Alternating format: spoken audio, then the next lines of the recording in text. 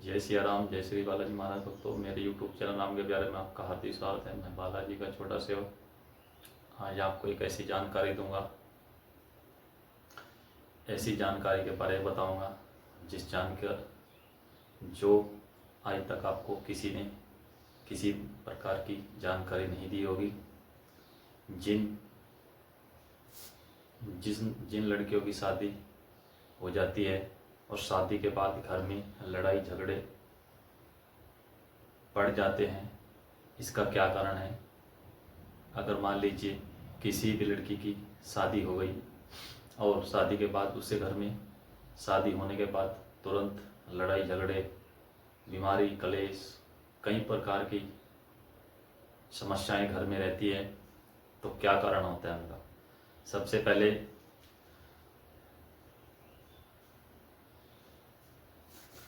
पहले आपको ये समझना है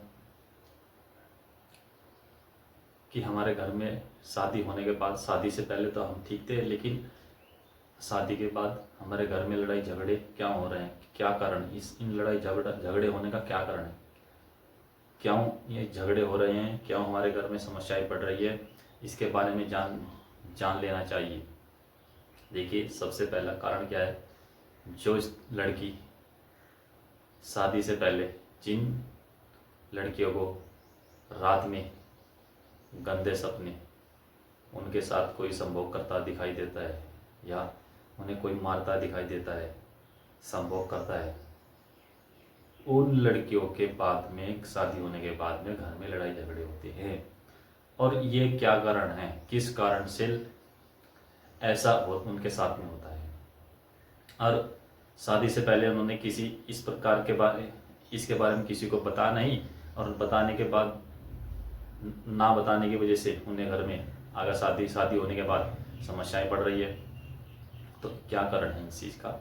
देखिए, जिन बच्चियों के शरीर के अंदर शादी के बाद समस्याएं होती हैं, वो क्या कारण है,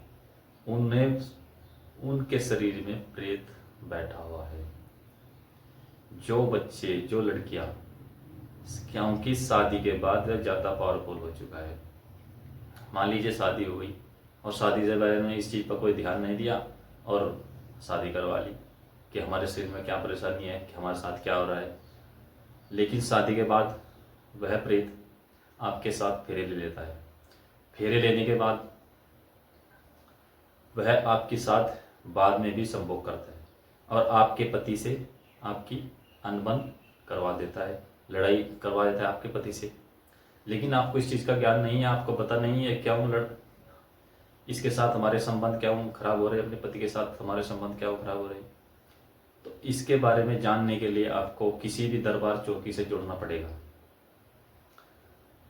आज इसके बारे में एक जानकारी दूंगा। जो भी व्यक्ति, जिनके घर में एक स्त्री थी, उससे घर में ऐसे ही लड़ाई झगड़े रहते थे शादी के बाद, लेकिन जब उसने इसकी चीज़ का जानकारी होने के बाद उसे पता चला कि ऐसी ऐसी समस्या हमारे शरीर के अंदर है, तो तब उसे पता चला कि अगर मैं ये काम शादी के पहले कर ली थी तो आज ये नहीं होता।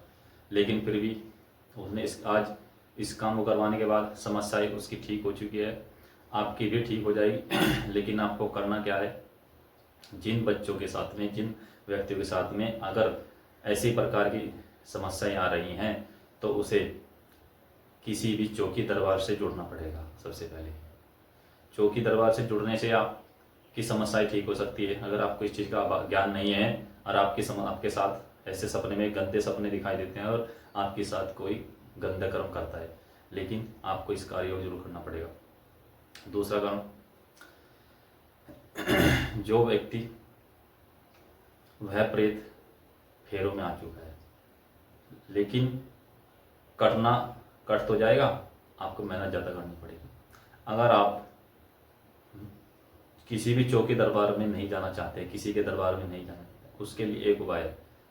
वह व्यक्ति लगातार किसी भी मंदिर में